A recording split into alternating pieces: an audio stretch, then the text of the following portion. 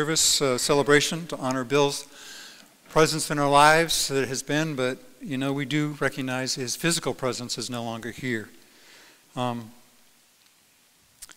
It's not easy to accept the fact that Happy, the family name for Bill, is not with us, but we still expect him to walk through the door or maybe to get a phone call. But we're thankful for the number of days and months, some of us years, even decades that we had with Bill. So today, there will be some tears. I hope there'll be some laughter, if not at least smile. I also hope today that you will leave this place inspired to live the best life ever. But I'd like to take a moment now as we begin our service with a prayer. So if you would bow your heads with me. Lord, we acknowledge that we don't know why difficult times come to good people. We don't understand how at times we can be so fortunate, and one day and the next we struggle. But today we're gathered to mourn the passing of one whose physical life ended much sooner than we expected. Yet we also gather to celebrate the good times we had with this son, brother, uncle, and friend. Meet us here as we celebrate the life of this loved one. Help us to be open to hear the comfort spoken, encouragement given, and the hope which you offer to each and every one of us. In your name I pray. Amen. So the family asked me to read a scripture, the first one which reminds us of the glue which holds families and friends together. Something that's available to us, but it's something we need to intentionally practice on a daily basis. First scripture is about love, the unseen adhesive which binds us together in times of joy and in times of sorrow.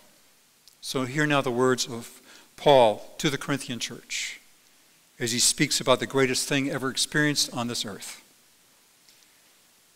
Love is patient, love is kind. Love is not envious or boastful or arrogant or rude. It does not insist on its own way. It's not irritable. It keeps no record of wrongs. It does not rejoice in wrongdoing, but rejoices in the truth. It bears all things, believes all things, hopes all things, endures all things. And now, as faith, hope, and love remain, of these three, the greatest of them is love.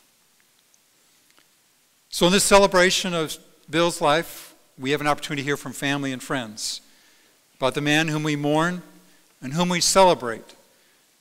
Whether you knew Bill just as an acquaintance or as a longtime friend, there are special stories that each of us have. And we'll hear from some of the family and some of the friends today. So today, we'll hear first from Tim, a member of the family. So please come share with us.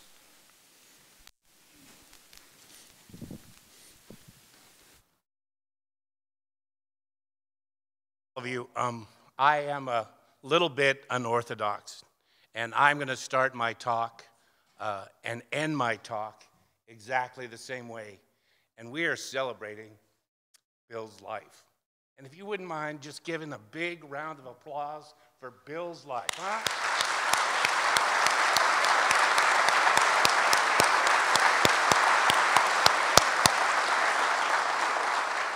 Thanks a lot. That got us warmed up. Bill's dad and my dad were brothers, and Bill was my cousin. And as a matter of fact, my dad's name was Bill Hayes. I was 7 years old when Bill was born into our family, and like all good mob families, the head of the family, everybody had their position in the family. So I waited till Bill and his brother Dennis were about 5 or 6 years old, just to let them know where they stood in the family, what the pecking order was. They're the little peckers, I was the big one, and their life was going to go through me, and that worked pretty well until they turned teenagers. And then I lost all control. One of the happiest memories that I have of Bill was when he came to live with me in my house in Healdsburg on Fitch Mountain. He was around 22. He was working at the San Rafael Liquor Barn at the time.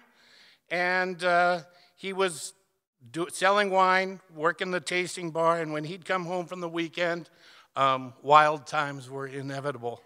It was during that time when he lived with me and helped raise my daughter Amber that his name changed for me from Bill Hayes to what I have known and called him for the last 40 years, Mr. Happy. So he was Mr. Happy, I was Purple Haze. And we both earned our titles, and I'm not going into any of that. But everybody in our family and everybody in Healdsburg who are his friends referred to him as Bill Hayes. So I've known Happy for about 63 years, and it's hard to decide what you're going to talk about, how you're going to compress all those years of the joy and the laughter, of the women and the wine, of vacations and arrests, into a compact summary of a lifetime for just a few minutes. Do I talk about dancing on pool tables and getting tossed out of the bar? No. Do I talk about waking up with a Sharpie face the morning after? No. Do I talk about golf? Now, there's a good thing to talk about. We're on the second hole at Taman Park in Healdsburg, a par 5, and Bill's in one cart, I'm in the other cart, and we're drinking Vos Romani Les Souchaux Vineyard out of a bottle. And we pull out our putters and we say, we're playing polo golf this hole. First person to get the ball on the green without getting out of the cart wins the hole, gets a par, loser gets a double bogey. Bill won. Left-handed, you really have an advantage when you're playing polo golf. So anyway, I finally decided the thing what I really need to talk about was Bill's real passion for his whole life and just, his secret mistress, which really wasn't much of a secret. It was wine. Bill loved everything wine. He could not get enough of it. It was his passion. And when Bill was 16, he was working at Mel's Liquor in Dublin as a clerk, and I was working at Chateau Souverain in Geyserville, now called Coppola. And I pulled him into the garage where all good things happened. And I said, Bill, taste this. This is a 1974 Old Vine Zinfandel from Dry Creek Valley, grown by the Raffinelli family. And I poured it into his cup, and he slammed it back like a shot of tequila. I said, Bill, no. I said, let's try this again.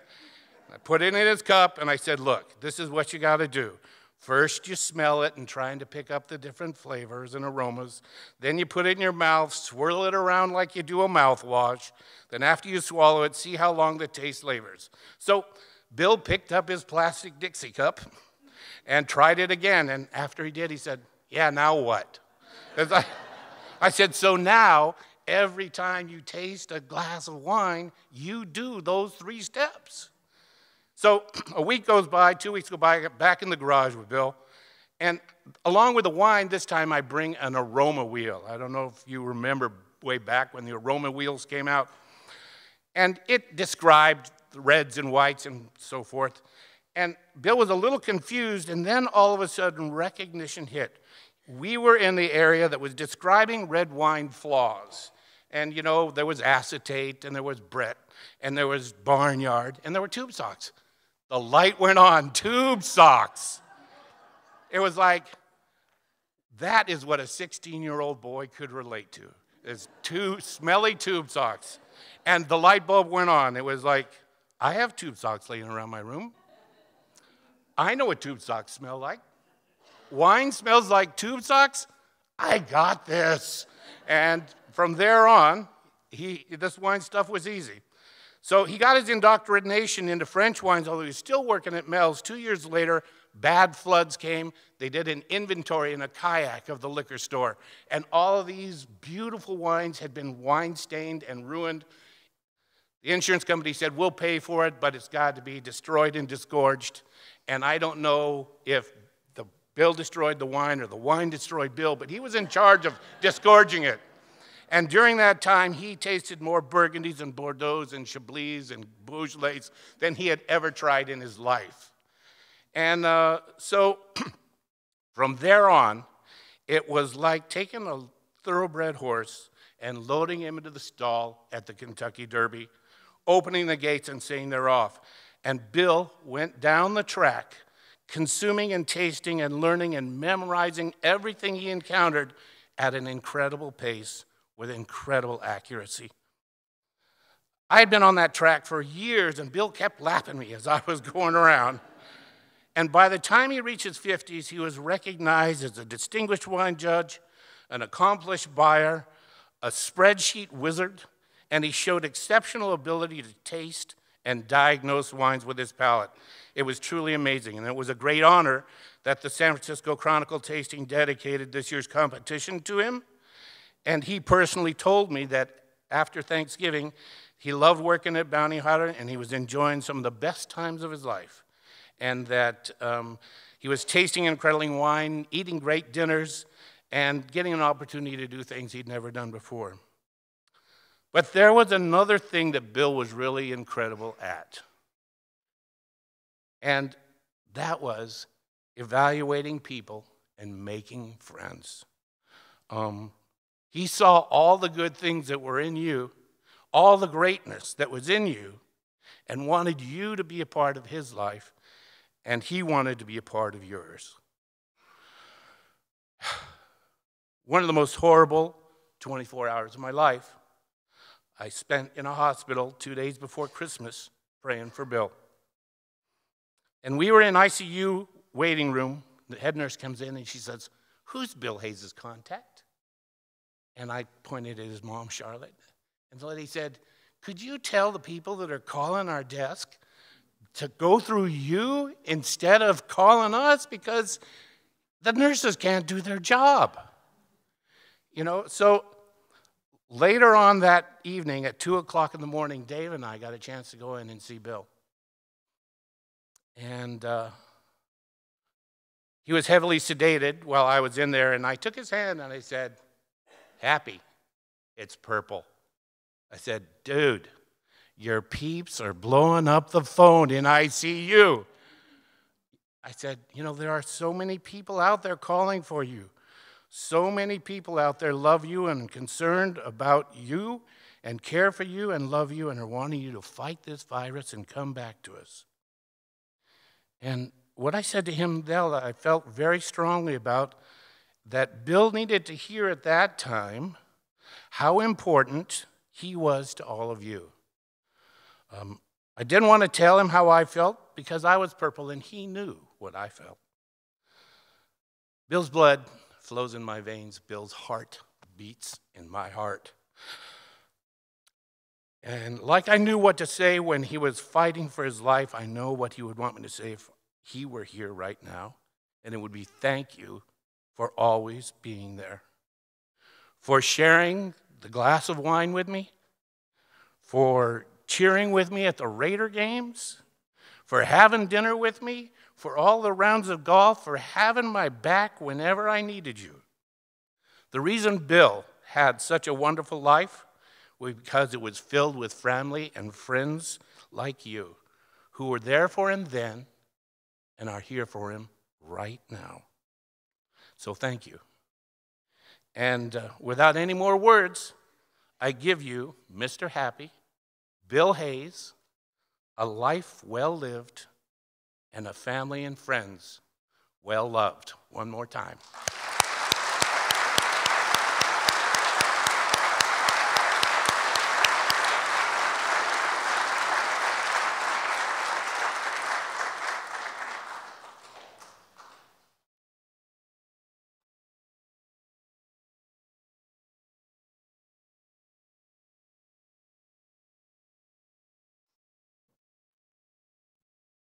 Well, geez, Dad, thanks for that. You made it look so easy.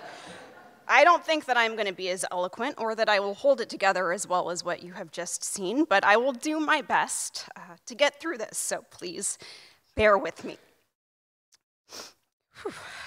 Someone once said, "Wine, the bridge that connects cultures and brings people together." However, here and now, I'd argue that it's not the wine itself that does this, but the person yielding the wine that does. We are all here today, joining from different backgrounds, paths, and walks of life, to celebrate a person that in one way or another, without knowing it, united us all. I've struggled a lot over the last 6 weeks trying to come up with anything to say that could possibly fully encompass Bill. Happy to me. And in thinking about this, I've come to realize that this is an impossible feat. You cannot condense an entire lifetime into a speech and hope to do it any justice at all. What I can tell you is that his nickname, Happy, was so fitting. The Britannica Dictionary defines happy as a feeling of pleasure and enjoyment because of your life or situation, and 2, showing or causing feelings of pleasure and enjoyment. There was never a time that happy was there and the sentiment was anything other than that. I have had the joy of knowing Happy my entire life. He lived with me and my dad for a couple years when I was about 5. He and my dad would trade off, helping me tie my shoes, doing my hair, making me scrambled eggs for breakfast, and taking me to school. The 2 of them taking care of me and then getting into memorable trouble on the weekends or the weeks that I was at my mom's was really a sight to behold. Think of 2 guys and a baby. He was there for my hopelessly awkward and unsophisticated teen years. He always showed up when it mattered or when I needed him, bringing his contagious joy with him and never coming empty-handed. As I tried to figure out transitioning into adult life, he was there, helping to create memories all along the way. Happy's connections kept our family from getting kicked out of McNally's pub after the 50th wedding anniversary party, and the 2 of us into the Pebble Beach Food and Wine Festival, a special trip just for us. We played Texas Hold'em, and I beat all the boys, which was a big accomplishment for anybody that has ever played poker with Happy. We went to the Scottish Games, we bet on long shots at the racetrack, and went shopping with the winnings. We watched the top 10 plays on SportsCenter while brag texting whatever wine we were drinking to family members that weren't with us. Thanksgiving will forevermore be known as Dranksgiving in our family, where we never backwash in the Dom. I'm sure that most of you can relate when I say that Happy made the impossible possible for you. He was such a generous person who went beyond what you thought was doable to elevate your experience into an unforgettable one. He managed to get me into wineries in France in January that were closed until April for private tours and created a once-in-a-lifetime trip that I will never forget. I bet if you took 10 seconds right now and thought about it, you'd be able to come up with something special that he has done for each and every one of you. It seems unfathomable to me that life is expected to simply carry on without him here. But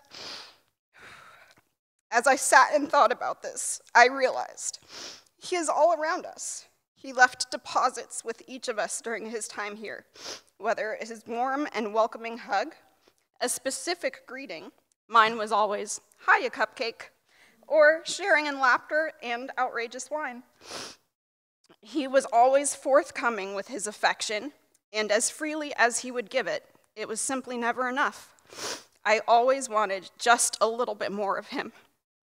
Reflecting on all of these precious moments in my life with him has made me realize how finite time truly is.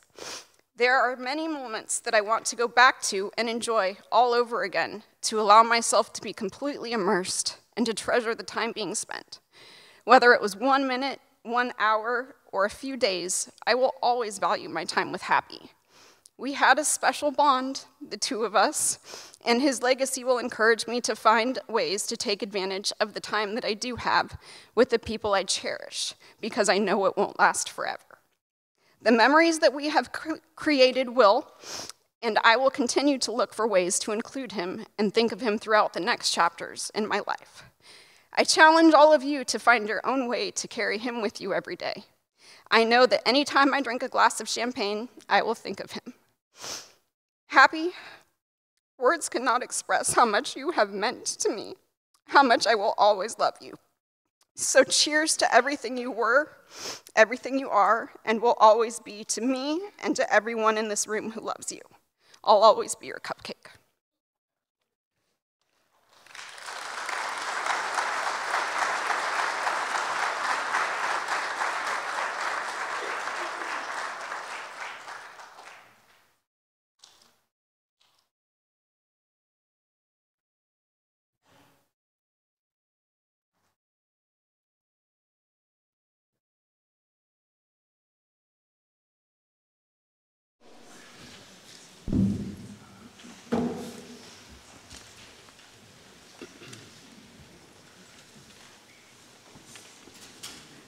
That was beautiful, Amber and Tim, and all you beautiful people out there.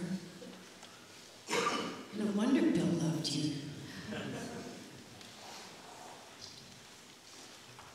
It's a special song. One of his favorite was his great-grandmother's favorite, and his grandmother's, and one of our favorites too. Hope they won't fall off.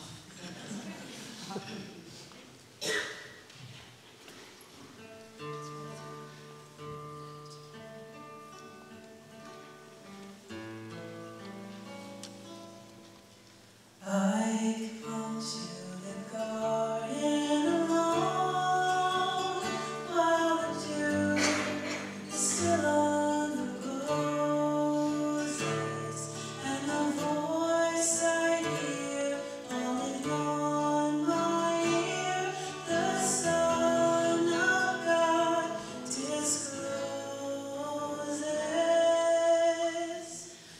And he walks with me, and he talks with me, and he tells me I am his own, and the joy we share as we tarry there, none other has ever known. He speaks, and the sound of his voice is so sweet. The birds hush their singing, and the melody that he gave to me within my heart is ringing. And he walks with me, and he talks with me, and he tells me I am his own, and the joy we share as we tarry there, none other has ever known. I stay in the garden with him, though the night around us is falling, but he bids me go with a voice alone. His voice to me is calling,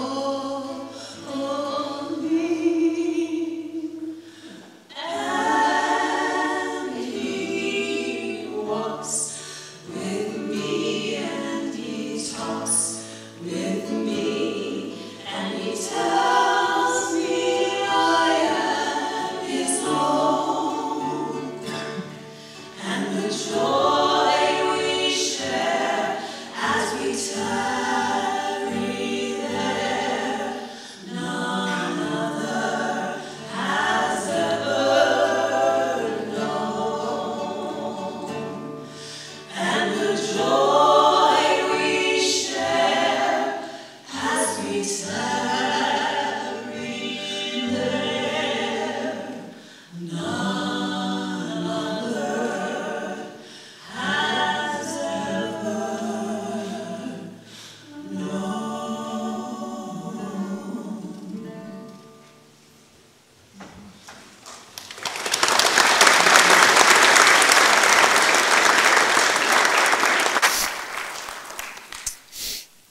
Thank you. As Amber mentioned, probably all of you have some stories that you could share. And I wish we had time to hear from each of you. So now we're going to pass the mic for the next 3 hours. No. We do have cards that are for memory notes out here later that you can go ahead and sign. And I encourage you, as you think about a time, a special time that you had with Bill or a special story you have, and make a note of it. And in the next few days or weeks, maybe send it to one of the family members if you're so inclined. Give a chance to share that memory, that precious memory for you and for the family members. It's a sign of encouragement as well as an opportunity for you to again remember Bill. And now we get to hear from some of the friends of Bill. First, Doug, if you would come forward.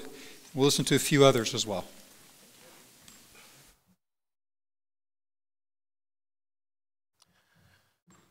Get my breath here. My name's Doug Avila, and I had the extreme pleasure and honor of having Bill Hayes as one of my best friends for nearly 40 years. Going back to the early days of us working together at Liquor Barn back in the early 80s at the old Dublin store right across town. Our memories together, our times together were just amazing. So many stories, a lot I can't say here, but just the memories the two of us had together all those years were just, so special to me. And Bill, I could see right away when we first started working at Dublin together, I think it was like 82. He'd come from Mel's Liquors, which Tim had mentioned, and when Safeway bought him, and we went to work for Steve Boone, back in the old days. And it's so nice to see some of my Liquor Barn alumni here out in the audience today. That, you could see Bill had a passion for wine. And it grew as the years went until he made himself, which I know a lot of people don't, are uncomfortable with saying the word legend, but Bill was a legend in this industry. As many of you on the distributor side out here know all too well. Bill was always there to help everybody and do anything he could to make you successful in his businesses, whether it was at Liquor Barn, later on at Bevmo with all the years that he was there. But I especially remember the good times, the early years. I can have fond memories when Bill left Dublin and went to work for Phil Prosser over at the Hayward store, and then with our dear friend Dave Tweedy over at Sander Fell all those years. That, in fact, Dave and Connie, they wish they could be here, but unfortunately they're traveling right now. But I could always count on him if I had a customer who had a question, if I had to track down a wine for somebody at my store, that I could always call Bill and say, hey, how do I get this?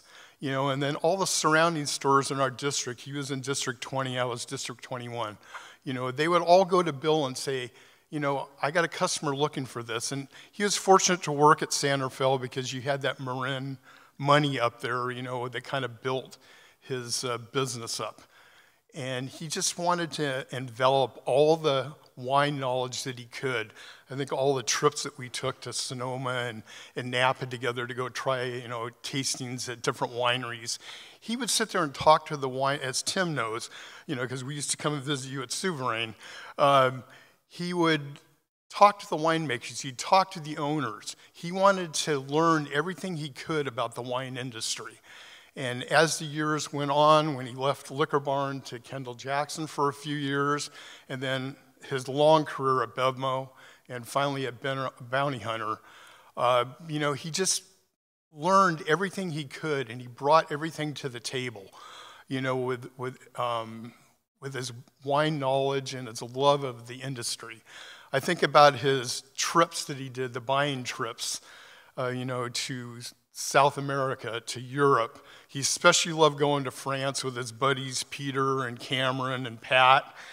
And my old boss, Neil Dorr, who's here, he would call me when he got back and said, man, we had so much fun, but France was always his favorite place to go because I think he loved that connection with the start of, wines in Bordeaux and things like that, where he had that knowledge that he would learn. And all the tasting panels that he would sit in, like Tim, you mentioned the San Francisco Chronicle. I read that article last night, the little note that they put up there with the tribute to Bill. and saying that this year they're going to dedicate the San Francisco Chronicle tasting to his name, which I thought was amazing. But he's also a person who would always be there for you if you needed him. If you needed help, if you needed somebody to talk to, I think when my mom passed away a year and a half ago, he would call me up just randomly and say, how are things going? Because he knew I was taking care of her at the time. And he was that type of person. He had a real love for the people that were friends. And he would always follow up and want to talk to you and help you if he could. And all the years that I worked on the distributor side, after I left Liquor Barn in late '88, and went to Levati and then Young's, working with my buddy Sheldon over here, that, you know, working with Bevmo and working with Bill as a buyer was a joy. You know, it was like a family back then. We had such a good time. And I know I had a couple of things that came to mind when I thought about this today. I think about when Bill was at San Rafael and I was working in Dublin, we both used to close every night. And Bill would call me from the San Rafael store and say, okay, do you want to go out tonight after work? Because he had the apartment here in Dublin. I said, yeah. And he goes, okay, time me. I'm going to get in my little car, and you time me from right now till I get to your front door of your store. So I'd be upstairs doing the books, and then one of the people in the store would say, Bill just parked on the sidewalk in front of the store door, and he's beeping the horn, wondering when you're coming out. And I'm like, okay. So you know, I'd run down. We had, in the old days, there was an official Liquor Barn bar across the road over here, Y'all Come Back Saloon. That was the bar that all of us used to hang out at. And there was many a night that him and I closed that place. And then we would walk across the parking lot to the old Buttercup restaurant that used to be there and get a bite to eat. And then go home, get up the next day, work another 10-hour shift. And I know him and I were laughing not that long ago on the phone. We were talking about the old days, and he said, you know, don't you wish you were able to do that again? And I said, no. I go at our age now, you know, we're usually in bed by 10 o'clock. So, but the memories I have with Bill are something I'm always going to cherish. Our love for the Oakland Raiders, as our dear friend Phil Less can atone to.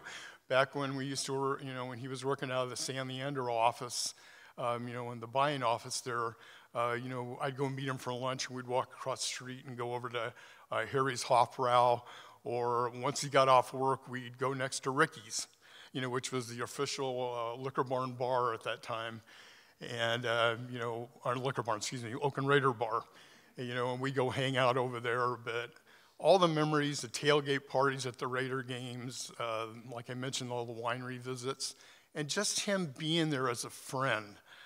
And all you guys on the distributor side know what that means. You know, he was always there, Dave, Pat, we all know, you know, how he was, that he was always there to help. And if he could do something for you, he would. And that's why my affection and love for Bill is just without words. I'm going to miss him every day. And till I see him again on the other side, I'm going to miss you, buddy. Thank you.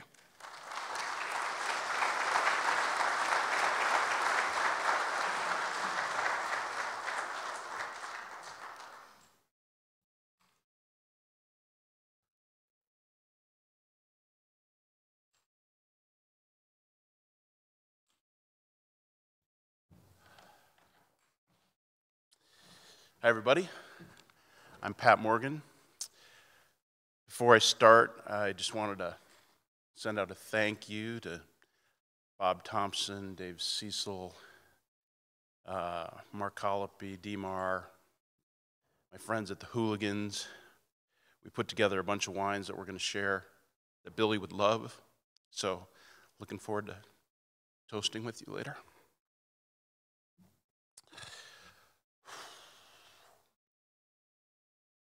I knew Billy for 30 years, back to '94 when we started at Bevmo.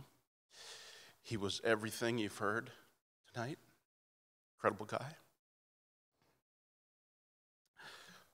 So I've been spending time for the last 6 weeks asking myself, what was it about this guy that 300 people showed up today, that 200 people showed up last week at Norm's at the drop of a text? Because everybody loved Billy. And I kind of kept coming back to this concept that I think Bill played the game of life with a different currency than the rest of us. He didn't care about money, didn't want a big fast car, didn't want a big house. He wanted to help everybody. He got more personal currency out of helping his friends, being there for them whenever he could. And if it somehow involved a glass of wine, he was a millionaire.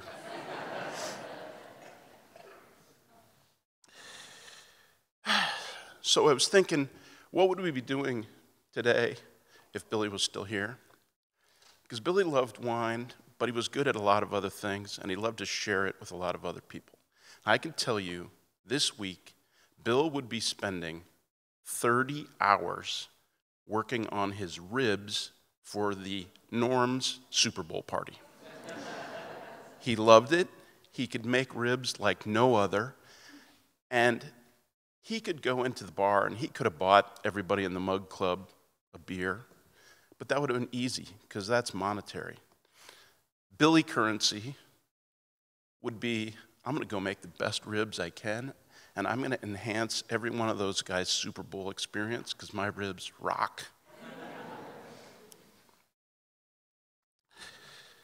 So I was thinking about that, and I kept coming back to this one story from just a couple of months ago that kind of encapsulated Bill to me. We were sitting at Norm's, shocker. Bill and I and another really close friend of ours who lived in a different state. And our buddy says to Bill, he said, Bill, I have a chance to go on this fabulous vacation. And my host is this gentleman who is a wine aficionado fanatic. Could you give me just a list of 12 wines that I could get and take on my vacation with me so I could impress this guy? There was nothing you could ask Bill that was better than that. I watched him for the next 2 weeks. He'd come in and he would be working on this list of 12 wines. He wrote 4 pages of notes. He had everything said, and all he really wanted to do was make his buddy look really good.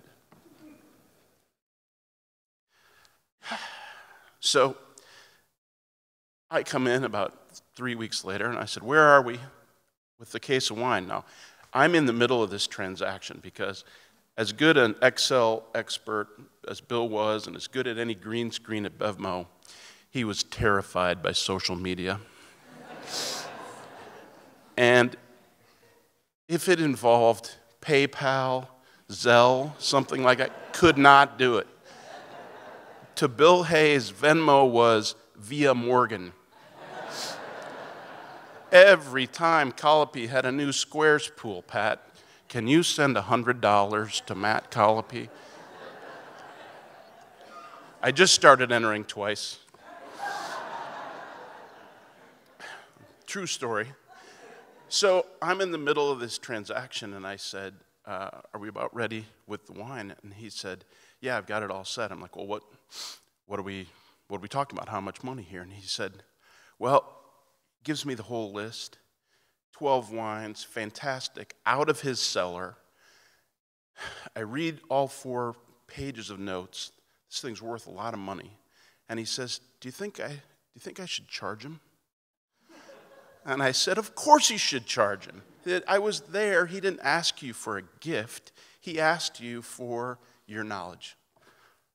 And Billy said, oh, God, I don't know how I'm going to do that. I'm like, you're a wine retailer, for God's sakes. You know how to charge somebody for wine.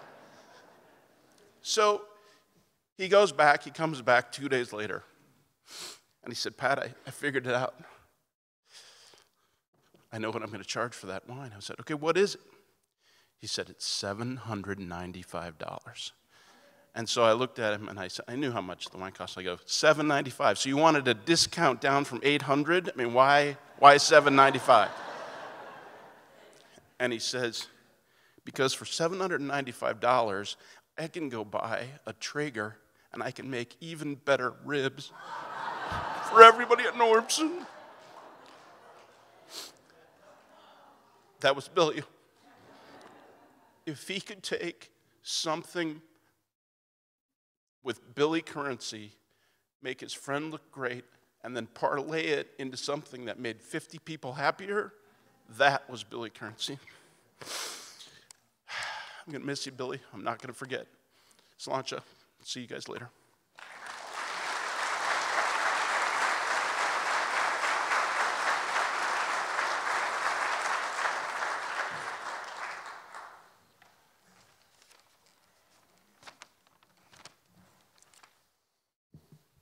We'll see if that works. Dave, there we go. I'm Dave Cecil. I think most of you know me. You know, this last 6 weeks, as a lot of people have said, has been extremely difficult.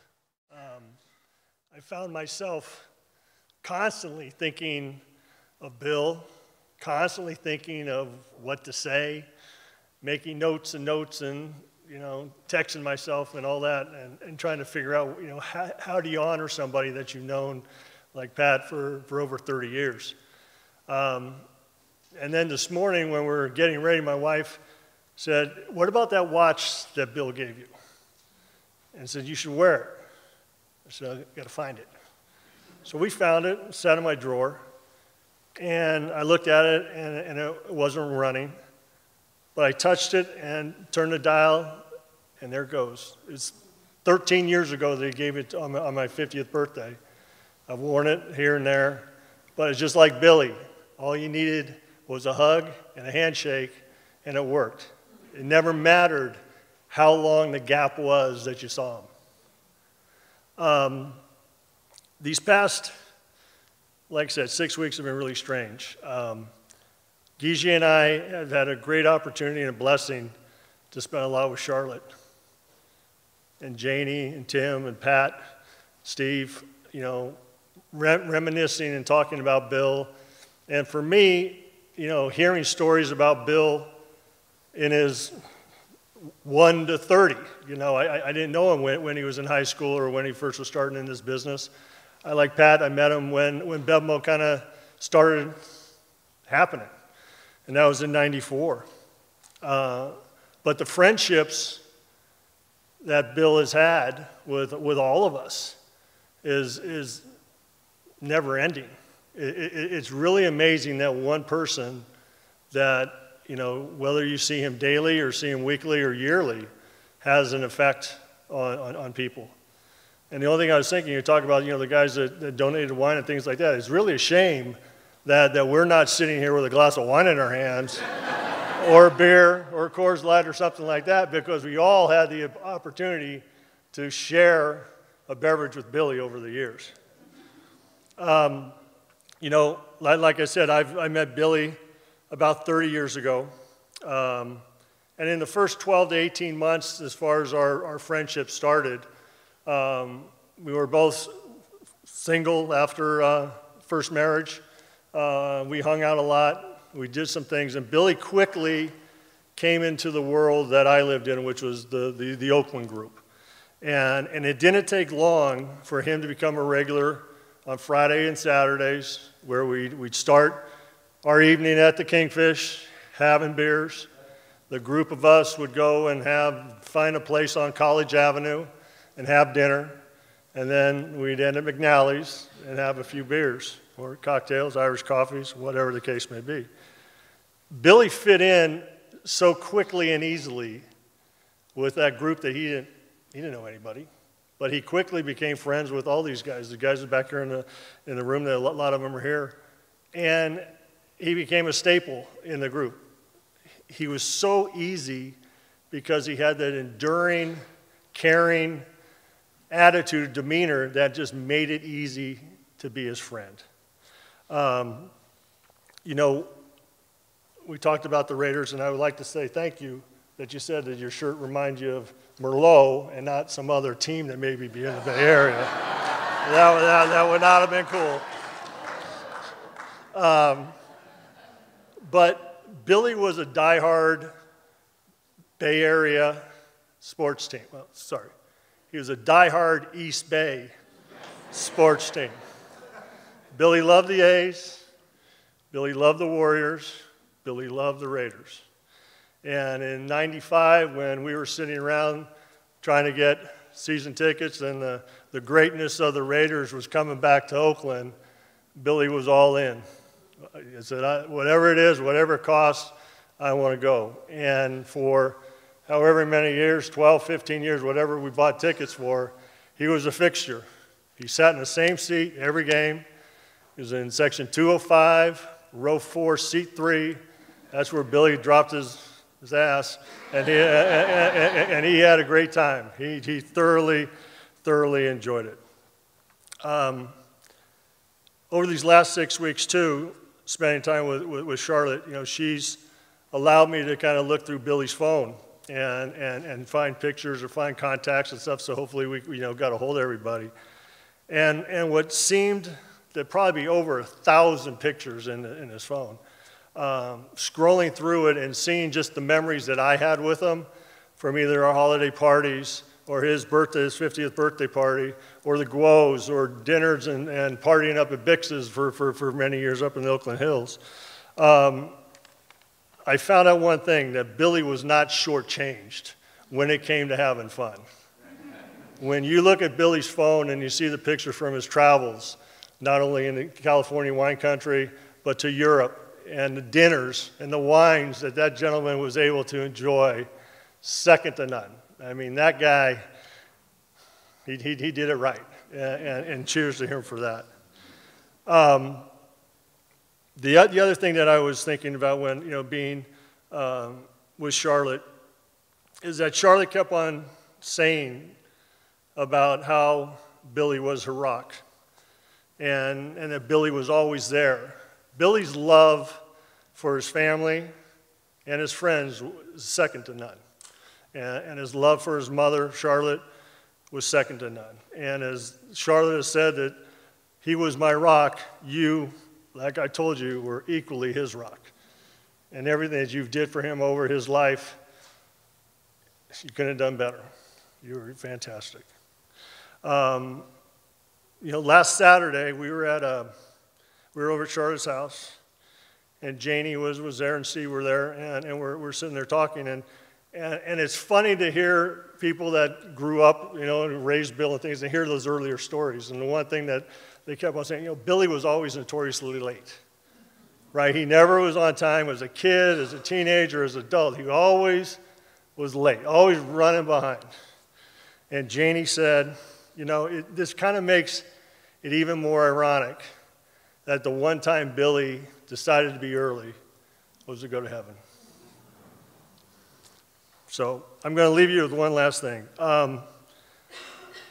When we were in the hospital with Bill, and before he went into surgery, I had a chance to see him. And as I looked at Billy, it was going to be a tough situation for him, but he knew it. He knew what was ahead of him. He knew what was the situation was and what he was going in for. And he didn't think about himself. He didn't think, where in time he should have been thinking about what's this going to do to me or what's going to happen to me and all this. He didn't. He thought about the next day, so on the 23rd, we have a holiday party, and he had started saying, tell the guys I'm going to be sorry that I'm not going to be able to make the holiday party or holiday lunch. And I was like, Jesus Christ, Billy, here you are, and you're in a situation that you should be concerned about yourself, but that's not the way Bill was. Bill always looked after his friends and looked after his family. And the last thing that Bill said to me, you know, he told me that he loved me. He said, "I love you, David." But as I think back, and I said this, you know, at Norm's, when we had Norm's, I go, he wasn't saying that to me. He was saying it to all of us, that he wanted to have one last chance to tell all of you that he loved you. And Billy will always be in my heart. I'm going to miss him. Rest in peace, my man. God love you.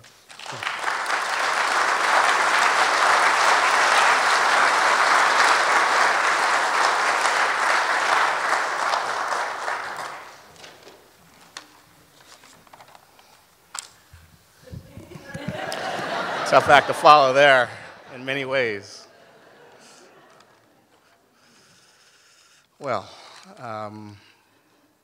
my name is Sheldon Alexander, and more than 40 years ago, Bill Hayes and I started off as fellow students at rival high schools. But through the years, Bill became one of my closest friends. As it turns out, Bill was a dear friend to so many, known by his family as Happy, others called him Purple. My kids actually called him Bevmo Bill. No matter how you knew Bill, one thing was for sure: he had a big heart. He was very generous with his time, and he loved sports and had a passion for wine. I first met Bill in high school with our rival football teams competing against each other. Common friends and a love for sports fostered respect throughout high school. Fast forward many years later, I was an account executive for Young's Market Company, tasked with calling on Bill at Bevmo. I was very green. I didn't know much about wine other than Cabernet was red and Chardonnay was white. My first appointment with Bill included him looking at my presentation, asking me a few questions, and him quickly realizing I was very green. Bill was gracious, with the heart of a teacher, a wise guide of sorts on wines and especially the wine business. He always took time to teach and share. Turns out he was like this with everyone. Simply put, Bill was a mentor to so many in the industry. As our business relationship evolved, a friendship was formed. When my wife Tiffany and I were expecting our first child 24 years ago, Bill requested his mom knit a baby blanket for our son. In the end, Bill and Char blessed us with 3 blankets over the years. As my family grew, Bill never finished a call or a meeting without saying, "Shell, tell Tiff and the kids hello for me." Bill had a big heart. He truly cared about everyone he came into contact with. And most of you here today could attest he also had a passion for the Raiders, the A's, the Warriors, and golf. But most of all, Bill loved his family and somehow managed to treat his friends like family too. We'll miss you, Bill.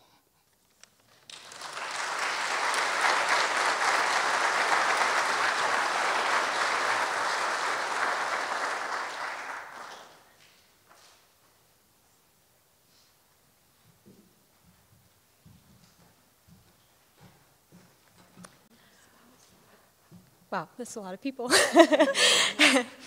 And while we might not look that familiar maybe to some of you in the room, you might know us by one thing, and that was the girls. I'm Haley. I'm Nikki. We were the nieces, and this is our wonderful bonus mom, Peggy. And everything that you guys have said today is very true. He was just a special man. And it's an honor to read this scripture for you guys today, as it was perfect for him. So from Ecclesiastes 9:7, "Go, eat your food with gladness, and drink your wine with a joyful heart, for God has already approved for what you do."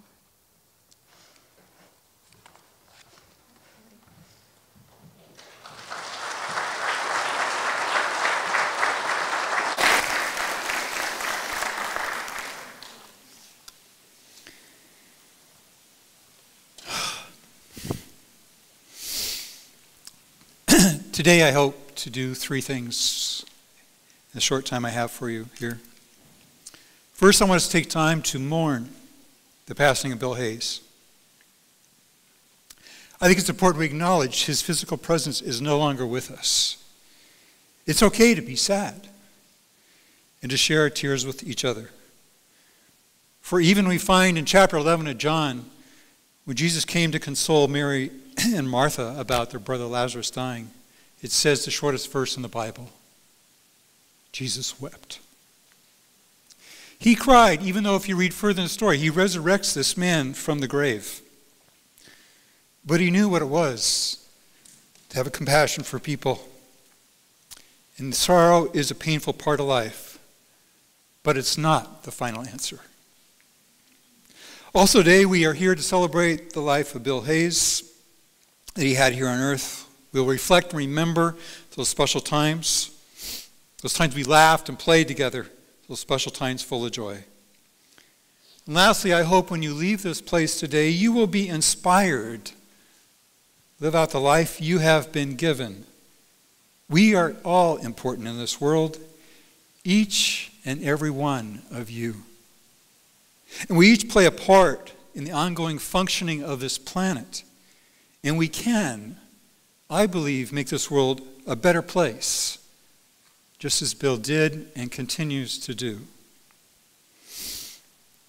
And it's interesting, it's only been 6 weeks since we celebrated the birth of Jesus, the coming of a baby that would change the world, the firstborn of Joseph and Mary. And at the birth, other than the angels and the shepherds and the wise men, things were pretty normal. Well, not as normal as the birth of our children. There was pain of the childbirth, there was the relief of the delivery, the overwhelming love for this new life which had just entered the world, which is what we most expect. So as a parent, to bury a child is perhaps one of the most difficult things. If we think about our faith tradition, it's something that even Mary had to do with Jesus. A mother's love is something that's beyond understanding. And to lose a child is beyond difficult. So Charlotte, I think all of us have deep sympathy for you as we mourn this day. But we are reminded that Bill is still with us in spirit. Bishop William Walshaw Howe said, "It is the soul that has a body, not the body that has a soul. For the soul is greater surely than the body and will last when the body is laid aside in death." Yet in the midst of our mourning, we are also grateful to have lived side by side with this loving, kind, and generous man. We take time to honor him and his legacy, which we've heard so much about already. This legacy is encapsulated in the verse today in Ecclesiastes. And if you didn't hear it, I just want to read it one more time to you, the way we find it in Scripture, at least in this translation. It says, "Go, eat your bread with enjoyment and drink your wine with a merry heart, for God has long ago approved what you do."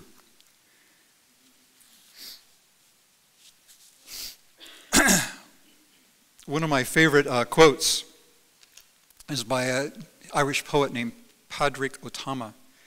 And in that quote he says, "The glory of God is found in a human being fully alive."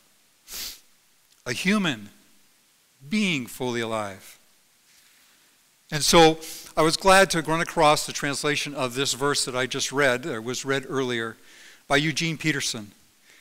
And when we use his translation, I think we see Bill all over this. So listen to what Eugene Peterson says about this verse in Ecclesiastes. "Seize life, eat bread with gusto, drink wine with a robust heart. Yes, God takes pleasure in your pleasure. Dress festively every morning. Don't skip on colors or scarves. Relish life with the spouse you love, each and every day of your precarious life. Each day is God's gift. It's all you get in exchange for the hard work of staying alive. Make the most of each one. Whatever turns up, grab it and do it. And heartily, this is your last and only chance at it." Today we've had a chance to laugh a little bit, cry a little bit, and maybe ponder. God reminds us in Psalm 30 that he says, "Weeping may linger for the night, but joy comes with the morning." And this is the part of the legacy of Bill Hayes, to remind us that we only have one life to live and not to squander or fall victim to the doldrums which we all experience at some time. But to seize today, to seize the opportunities given to us, and to seize the life. And don't let it rush on without us. For we all are human beings called to be alive. Amen. Go ahead.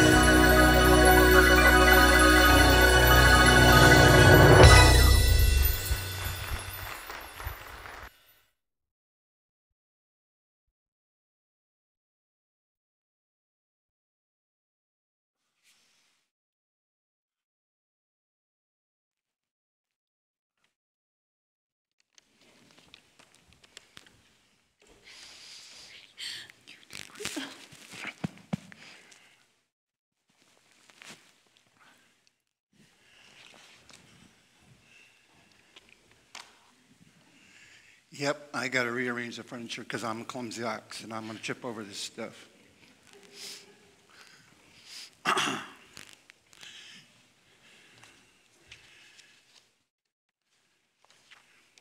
Bottled water, I do this for a living, so I know how to do this.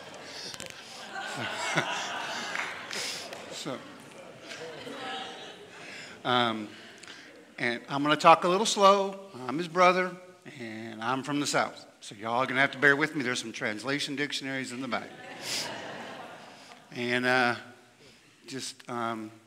before I get started, it's pretty amazing to see all these people here. And I want to thank everybody for celebrating Bill's life, and hearing the stories were quite touching. I know that he brought everybody happiness and around him and everybody in this room. Tim, I know you did things a little orthodox, but I think I can outdo you. So before I get started on part of this, I think that, Tim, I know you had everybody, applaud for Bill's life, but I think really and truly, I think that we should recognize my mom for the warrior that she is.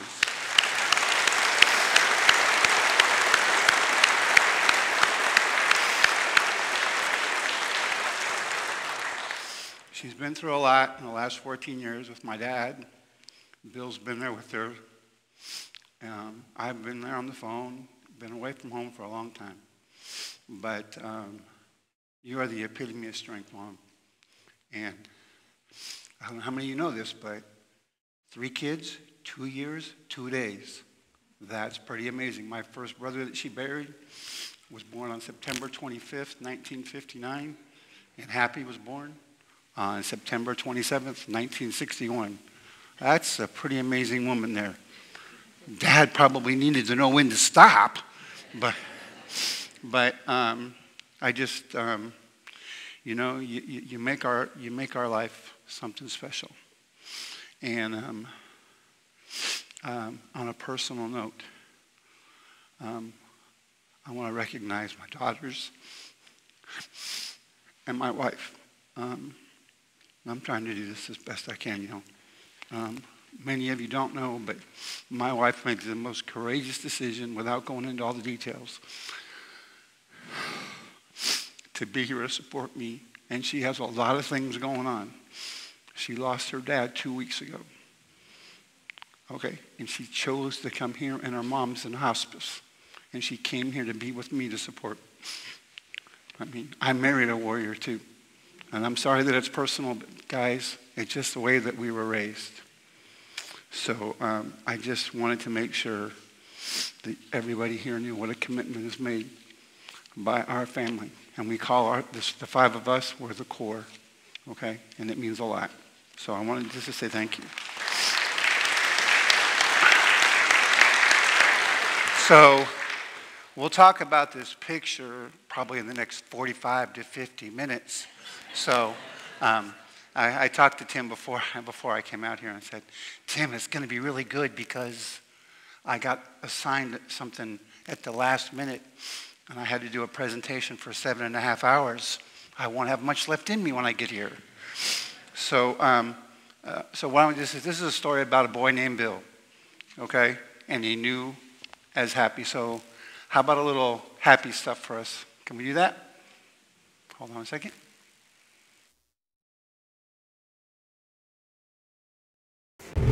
Here come bad news, talking this and that. Yeah. Well, give me all you got and don't hold it back. Yeah. Well, I should probably warn you, I'll be just fine. Yeah. No offense to you, don't waste your time. Here's why. Because I'm happy. Clap along if you feel like a room without a roof. Because I'm happy. Clap along if you feel like happiness is the truth.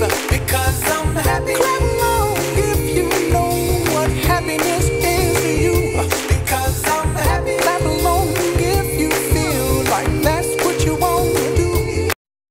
That's perfect. So, that's just how he was. Now, I had other kinds of nicknames for Bill, but Probably can't say him here.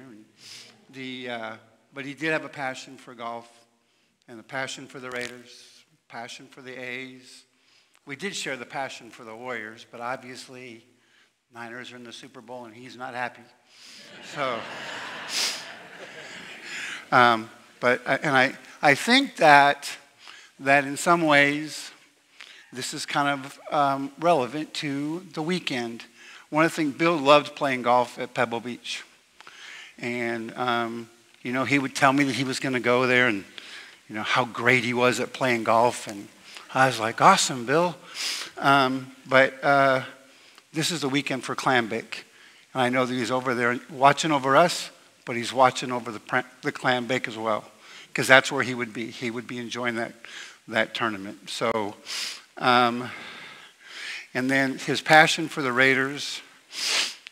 We had season tickets growing up, and we shared. And when I came out here, the weekend, we didn't make it, obviously, and we came out here and we had to go to the mortuary, and we were sitting there talking and to the people that were doing all this, and Peggy and I walked in there and we were sitting at the table with the lady and Mom, and going over all the details, and it was tough. There's no doubt.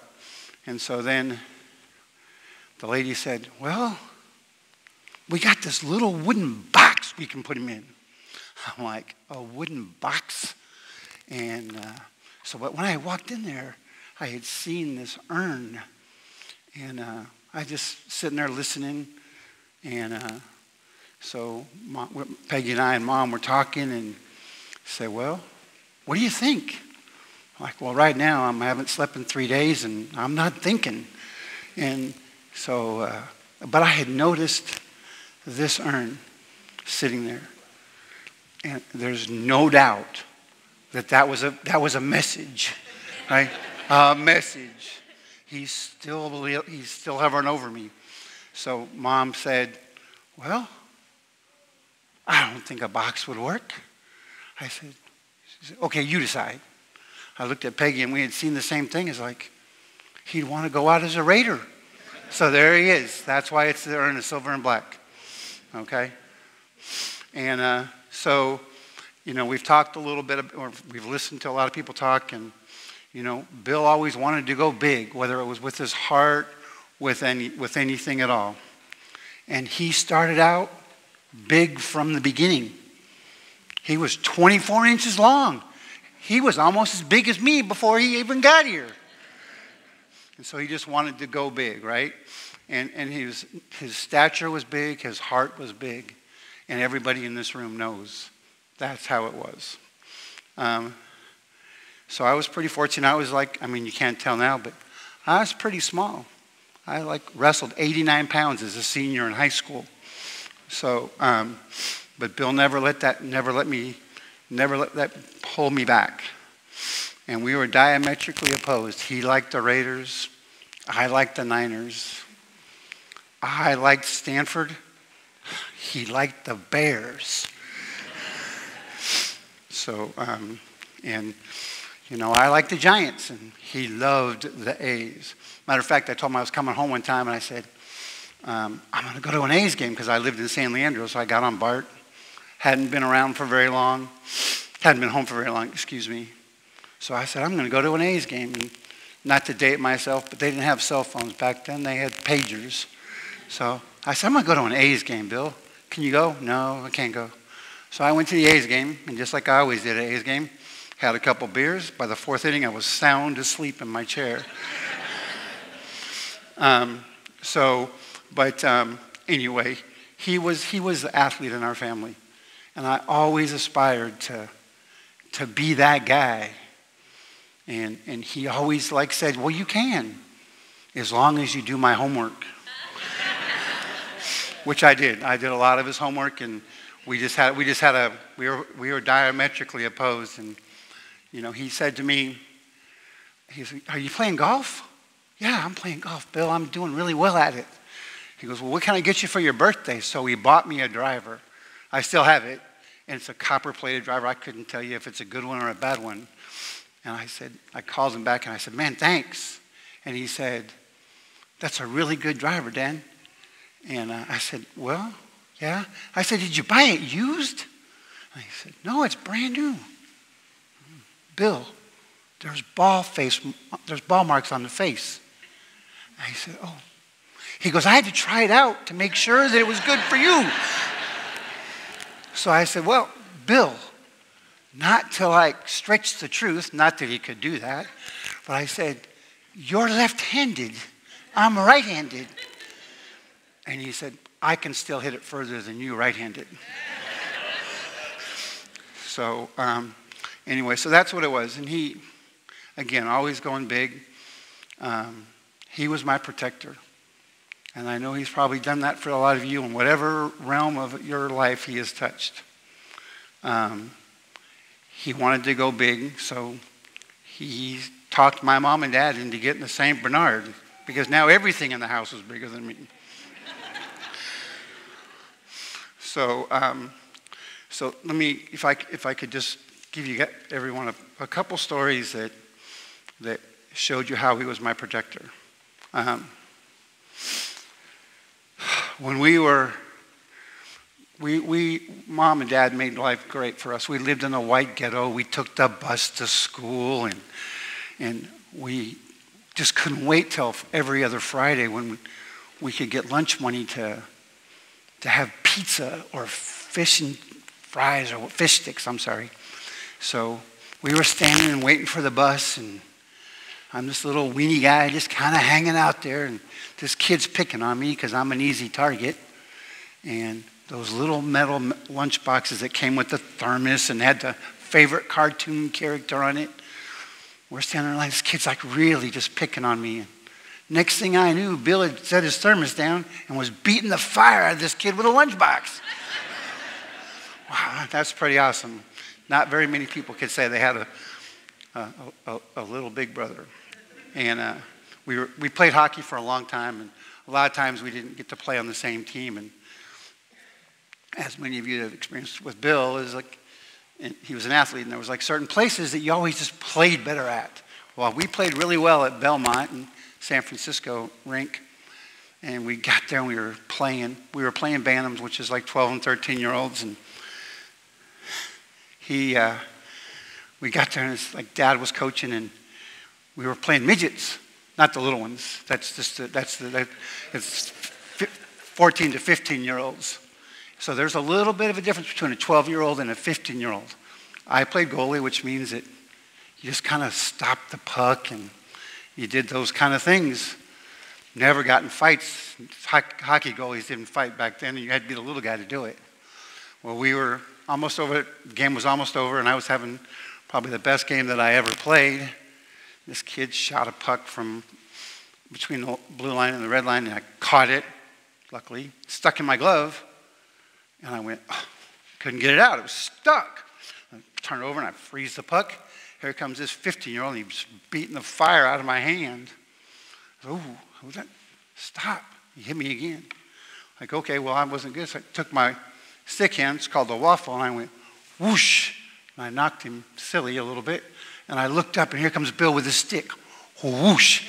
And he hits this guy in the back, and he hits his nose right across the crossbar, and his nose shattered. And I looked up, and I was then watching everybody else beat the fire out of everybody else because Bill was my protector. But when we were growing up, I mean, like I said, he was my protector, and he never let this out. Every night, we'd go to bed, and sometimes we had our own room, sometimes we had bunk beds. And I'd lay there and I'd wait till everybody went to sleep, or so I thought. And I'd get up in the middle of the night, everybody was sleeping, and I'd go sleep with them because I was afraid of the dark and everything else. And I'd lay there at night, sleeping next to Bill. Then at 4 o'clock in the morning, I'd get up, go lay in my own bed because I didn't want anybody to know that I was afraid of everything. And I did that until I was 17 years old. He always had my back, and then I was blessed and got a scholarship to go to a Marine Engineering Academy, and everybody was saying, who are you going to sleep with now?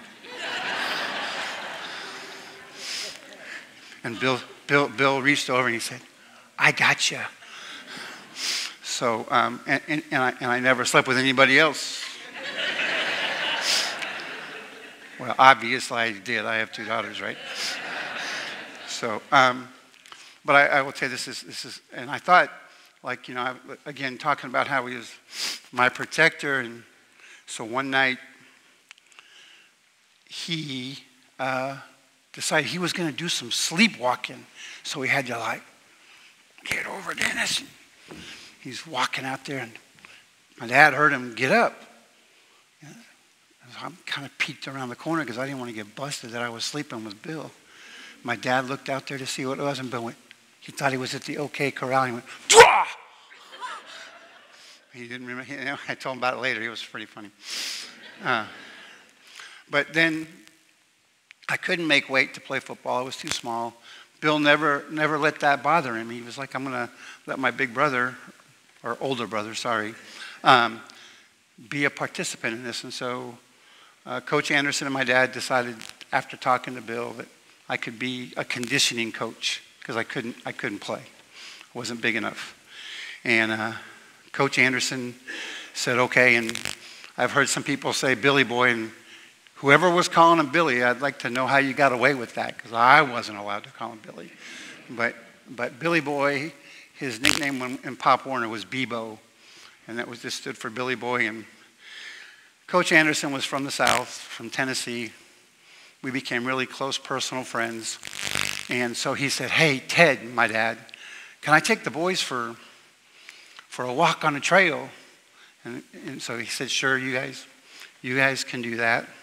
So we got to go with Coach Anderson and Gary, and we're walking on this trail, and out of nowhere, I mean, I can remember it like it was yesterday, Bill says, "Coach Anderson, if the Queen had a daughter, would they call her Queenie Jr.?"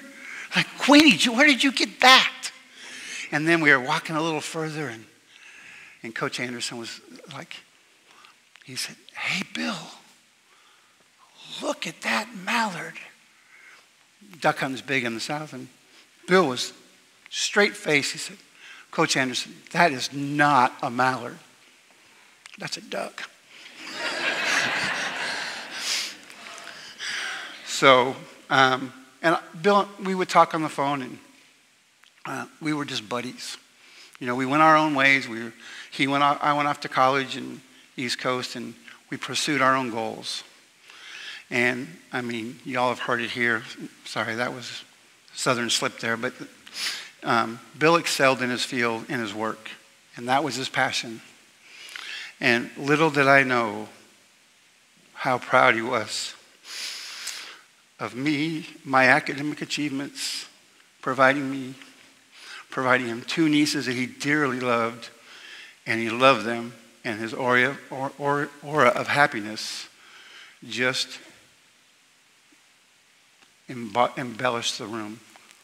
Can we put the other one up, please? Okay. So when we were coming in Thursday,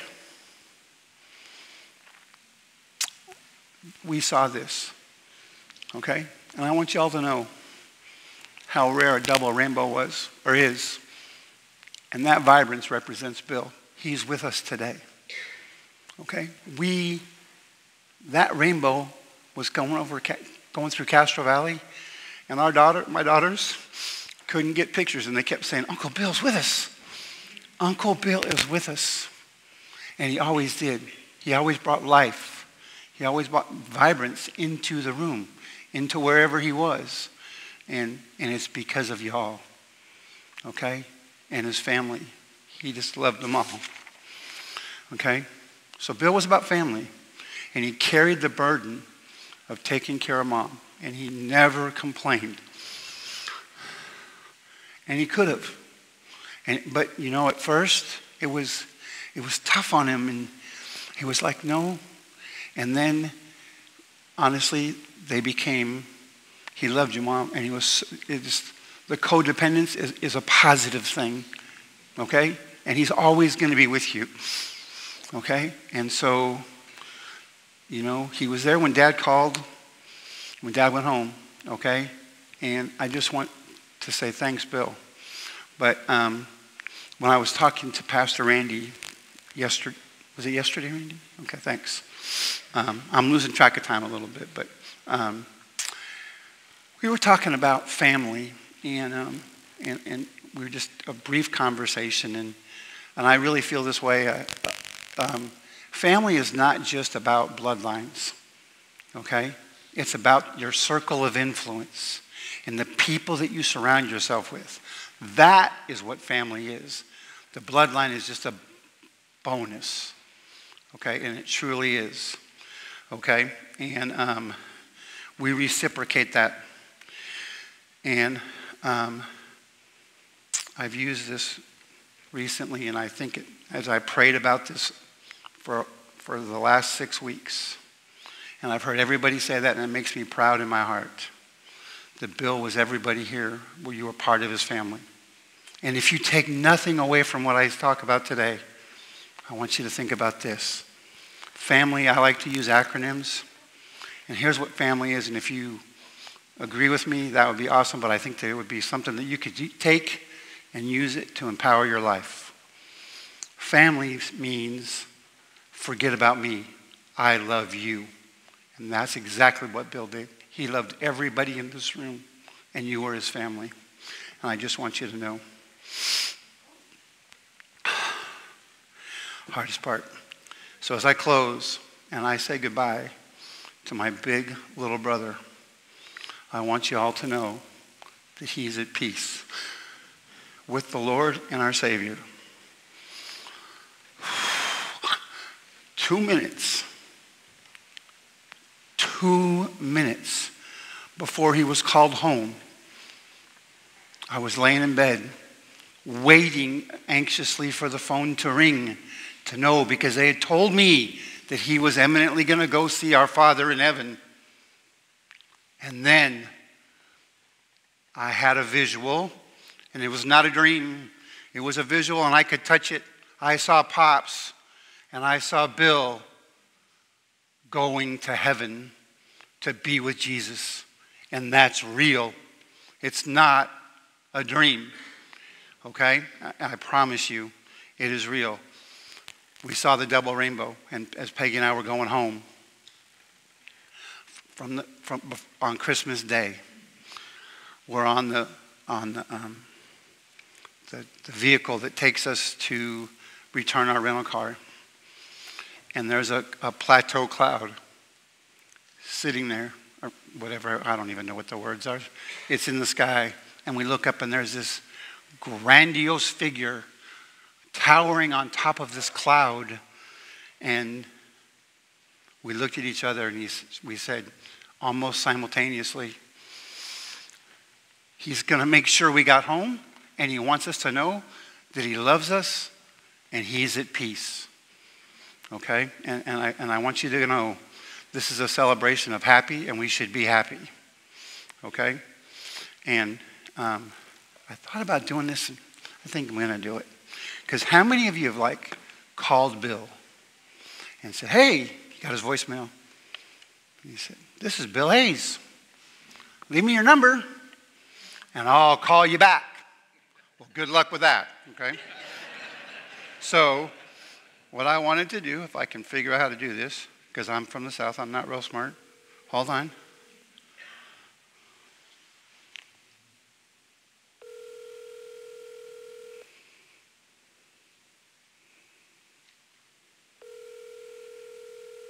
You told me it was still active.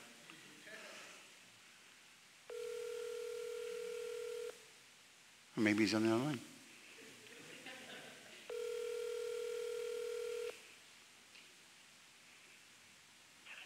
Hi, you reached Bill Hayes.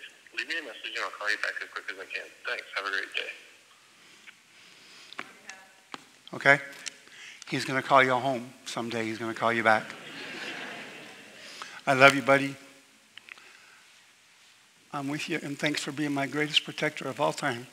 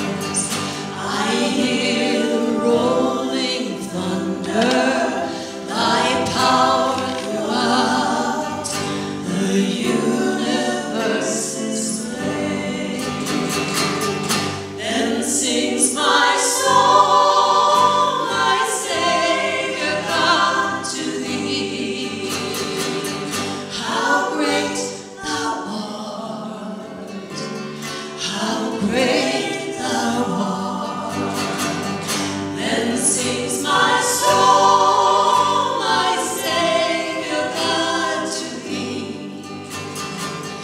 How great thou art, how great thou art.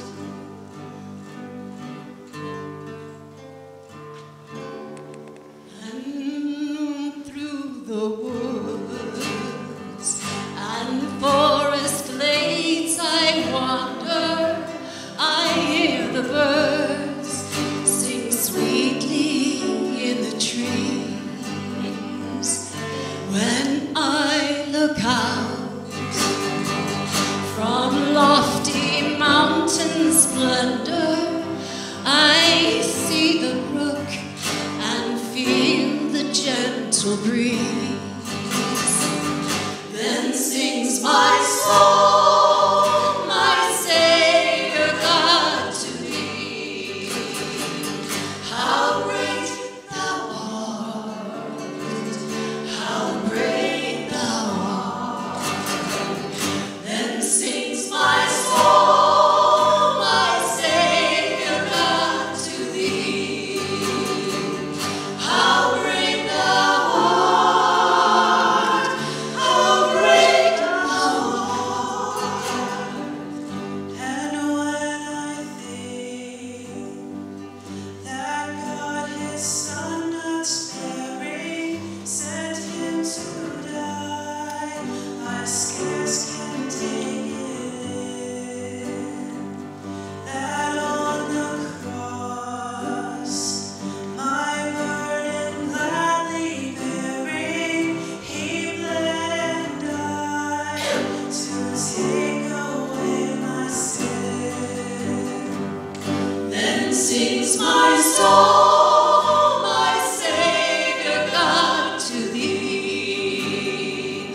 How great thou art, how great thou art. Then sings my soul, my Savior God, to thee. How great thou art, how great thou art. When Christ shall come with shouts of acclamation and take me home, what joy shall fill my heart. Then I shall bow in humble adoration and there proclaim, my God, how great thou art. Then sings my soul, my Savior God, to thee. How great thou art, how great thou art. Then sings my soul, my Savior God, to thee. How great thou art, how great thou art. Then sings my soul, my Savior God, to thee. How great thou art, how great thou art. Then sings my soul, my Savior God, to thee. How great thou art, how great thou art.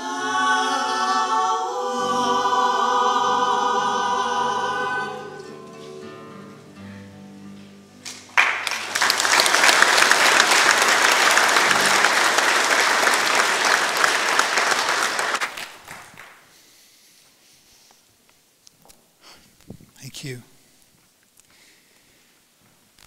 You are invited to a reception afterwards, and but you can't guess what the beverage is. There are also some non-alcoholic options as well, though. I just also want to let you know that there is two restrooms back here for men and women, and also over here in the fellowship hall there are some restrooms there as well. so you know that. Again, on behalf of the family, thank you for your presence. Thank you for your honoring and celebrating Bill's life. And perhaps all of us can be inspired now and go out and make this world a better place, as one who has gone before us has. I'm going to ask that after I say the blessing, the benediction, that you allow the family to go ahead and exit first, and then go ahead and follow after that. So please rise for the benediction. The Lord bless you and keep you. Lord, make his face shine upon you and be gracious to you. Lord, lift up his countenance upon you and give you peace. And everyone said, Amen.